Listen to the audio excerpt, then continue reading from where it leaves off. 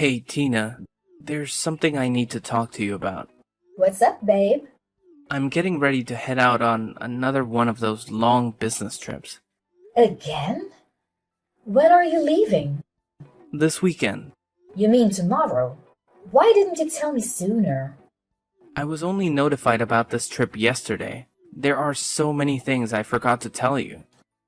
I understand. But how long will you be gone? Just about a week. I'll be back next Saturday. All right. But doesn't it seem a bit odd? Odd? How so? You've been on quite a few of these long business trips lately. Plus, didn't you just get back home from one not too long ago? It's only been 5 days, and you're off on another trip already. I know, it feels like they're keeping me on the go all the time. But you know how it is in the business world, right?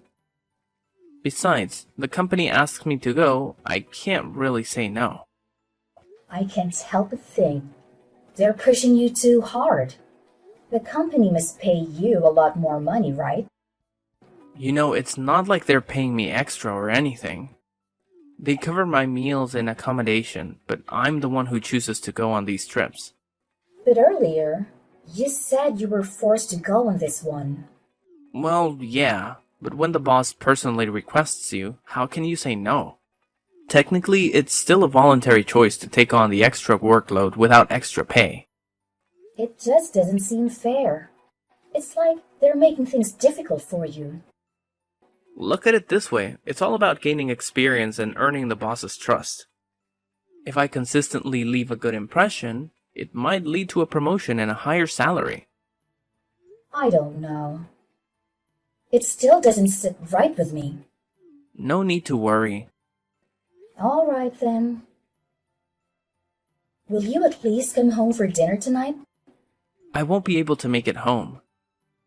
There's a ton of work to wrap up at the office, and I need to get everything squared away for the early morning airport run tomorrow. What about packing clothes and stuff? You'll have to swing by the house to pick them up, won't you? No need. I've already got everything packed and ready. Wow, that's a surprise. My husband's actually packing for a business trip himself. What? You didn't think I could handle it? It's not that. It's just that you've never done it before. So I'm pleasantly surprised. Don't underestimate me like that. I've got to get back to work. All right then. I'll see you next week. Safe travels. Marlin, why did I just receive a photo of my mother and you in the same bed? What the hell is going on? Listen, sweetheart. I mean, Tina. Our relationship was great in the beginning. I cannot lie, but But what, Marlin? Are you going to tell me? Is that because I don't fulfill my role as a wife? Or how my mother is better than me? No, that is not the matter. Why is my mother, Marlin, of all people? Tina, please don't take it personal. Don't take it personal, you pretentious bastard. The thing is, when your mother first talked to me, I felt something. And I wish I could say I'm sorry to you, but I'm simply not. Is she the reason why you don't take me on dates anymore? Is she the reason you never touch me anymore? Or rarely look me in my eyes? That's not it, Tina. All those business trips you took were for my mother, weren't they? Were you ever actually going? Or were those all lies too? No, most of the trips were real. I would skip some of them in order to meet with her. What? You hardly made any time for me. But you were willing to skip work to go see my mother. You made me feel like a princess. Like I was the only girl you loved. And then you hit me with a big slap. I don't know what to say. When did it all start anyway? How long have I been living a lie? A year after our marriage. when we came over during Christmas. At the time, we got in an argument and your mother comforted me. She assured me of so much and told me how you've been like this since you were a kid, always fussing and complaining. Then, one thing led to another and we ended up kissing for a bit. It happened while everyone else was eating. That night, I was looking for you so we could communicate on what happened. You started getting a little too tipsy. And then, I saw you trying to down a whole bottle of wine. You were making a huge scene. So I had to drag you away and explain to you why you couldn't have any more. I even sobered you up by taking care of you like you were a big baby. After you stormed off, I spent so much of my night searching for you to make sure you were okay. And it turns out you were sucking face with my mother the whole damn time. You wouldn't know what a good wife was unless it hit you in the face. I seriously have no clue what I ever saw in you. It's no hard feelings, Tina. I had a long conversation about you with your mother, and I realized I could do better. I could be better if I was with your mother instead. That's all there is to it. I love your mother. What? She completely brainwashed you.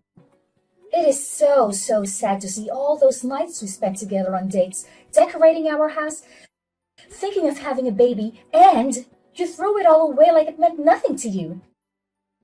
When did you start losing feelings for me, Marlin? Was it that night, or much before then? Listen, Tina, I'm not sure of all that. Trust me when I say, I didn't expect this to happen either. It's not like I knew my feelings would change so drastically in one night. But since it did, I want to file for divorce to marry your mother instead. Is this some kind of joke? Unbelievable! You are marrying my husband? Yes, I have the engagement ring right here. How dare you send me the photo of the engagement ring? Have you lost your mind? You're doing this to your own daughter, for crying out loud.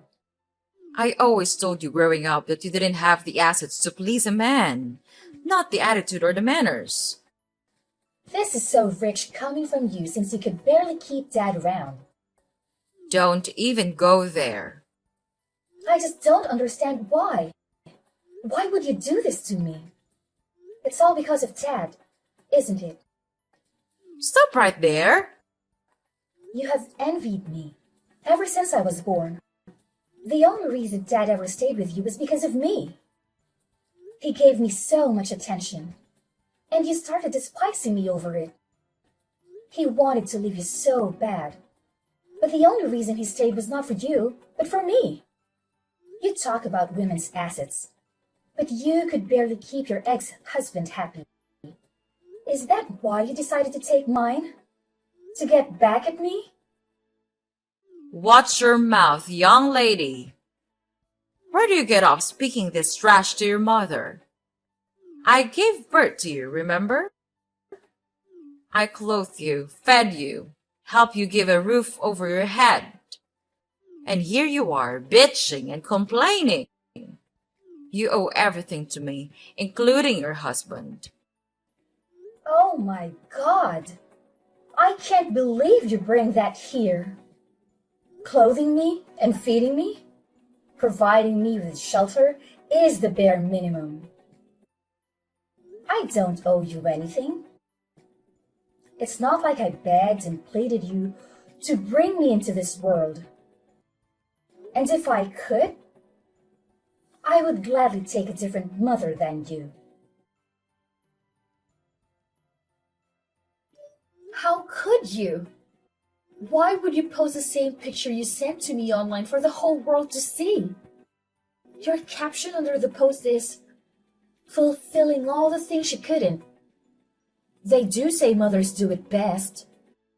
Not only are you embarrassing me online, you decided it was appropriate to show a shady insult at me. I don't see the problem. I am engaged to this man, Tina.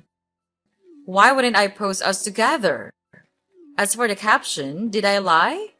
This is so repulsive. I want to throw up. This can't be real. Get a grip, sure. All your friends and family will see it, but it's not like it's going to kill you. It just shows I can take whoever I want and whatever I want. You always try to make me the bad guy. All I am doing is being there for my fiancé. Do all the things you couldn't do and all the things you could do, but better. You should be thanking me. Thanking you? You obviously lost it now. I can't help but laugh. You good-for-nothing husband stealer. Like I said before, watch your tone, young lady. Stop texting your mother all these rude things. It's getting ridiculous. Jealousy won't get you anywhere. She posted that picture of you guys in her bed with a ridiculous caption. How can you possibly be on my mother's side? Oh my gosh, Tina. This was one of my problems with you. You are talking about me having problems. The hypocrisy is unreal. You are always complaining and playing the victim. Your mother is a wonderful woman. She is the woman I want to spend the rest of my life with and to cherish moments with. If you truly ever loved me, then why won't you just be happy for me? We can still support each other in a distant, friendly way. You can even be invited to our wedding if your mother allows it. Invited to my ex-husband and egg donor's wedding is nothing short of insanity. I truly can't help but laugh. This is all so frustrating, but relieving at the same time. I said countless times how my mother did nothing but made me feel terrible about so many things. Everything I did was wrong in her eyes ever since I was young. I even told you all my insecurities. I've explained to you the sadness I had since I never had a normal connection with her. Things with her were starting to look up ever since you've recommended we seek therapy together. And I did it. Because I wanted you to meet your mother-in-law when it was time. I actually wanted her to attend our wedding, to see me walk down the aisle. Despite how mean and spiteful she was to me, I don't understand why. Why are you leaving me for her? Tina. I don't have time to question you anyway. I wasted more than enough time on people as impertinent as you guys. You won't have to file for divorce. I will do it. You are going to divorce me? Yeah. I am more than glad this was brought to light. You are a scumbag lying cheater who only cares about himself and apparently my mother. This is really relieving to know. It's like a burden off my shoulder. I don't want to spend the rest of my life with an asshole like you. It's better to get rid of trash sooner rather than later, I guess. You already sound like you're trying to convince yourself and cope. You gain nothing out of this divorce, but gain a beautiful woman by my side. Someone who really understands me. Your father made a huge mistake letting her go. Don't talk about my father like that. You know nothing about him. And why shouldn't I? My father is a respectable man who always puts his family first. Most importantly, he endured my mother's rude and offensive behavior for the entire 10 years they were married. Marlin, you don't measure up as a man. You're more like a boy trying to play in the big field when you really belong on the playground. This is also one of the many reasons I will be divorcing you. You play victim, complain, and cannot handle rejection. That is exactly what you're doing. I guess when you spend so much time with that mother of mine, you start to project like she does. I really wonder, Marlin. What will your mother and little sister think of this? They seem to actually enjoy my company. So, what do you plan to tell them exactly? Tina and I are separating so I can be with her mother instead. Is that about right? I will talk to them about it when it's time. After all, they will have to attend me and your mother's wedding. This is so embarrassing. Not only for me, but for you too. To think something like this actually happens. But what's done is done. You actually decided to cheat on me with the woman who gave birth to me. Whatever. I will file for divorce immediately. And I want you out of my house. You can expect to find your clothes, electronics, and all your other belongings on the front lawn. Through sickness and in health, till death do us part. What a joke. I will be the one divorcing you. Tina, don't you dare file divorce. I will come to the house soon. Don't touch any of my stuff. Don't make me take you to court. It sounds like you forgot how good of a lawyer I have. You even met him when we were getting ready for the marriage papers. With him, the divorce should run smoothly, and I can have you out of my hair in no time. I refuse to listen to this. Tina, pick up the phone. I'm on my way. Tina, answer my damn call. Why is all my stuff on the lawn and I can't even open the door? Worst of all, you have a damn banner on the house saying cheater free. Are you serious? Everyone is looking at me from their porch. This is so childish. And so what? Like I said earlier, you were still a boy on the playground. You had no business messing with a real woman like me from the start. You and her are a perfect match. I'm so glad you found each other. You guys couldn't even find each other without me. I'm calling your mother about this. You can't do anything to me? So you're going to tattle on me to Mom? Aw, what a crybaby. LOL. You were calling her as if she's gonna help you?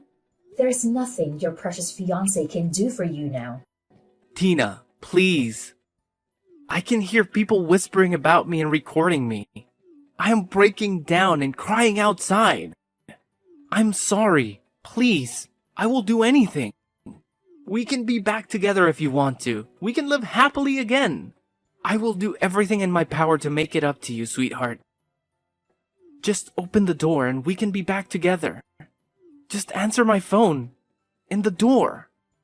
Please. Tina, baby. Tina Carter. Tina Johnson. Your last name is irrelevant to me. I don't want or need you. Your number is now getting blocked.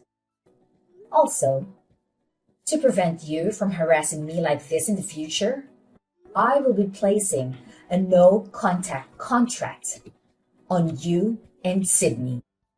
Have a good life and a blessed day. Tina Christina Johnson, answer my call. Oh, wow. Using my maiden name. It has a much better ring to it anyway.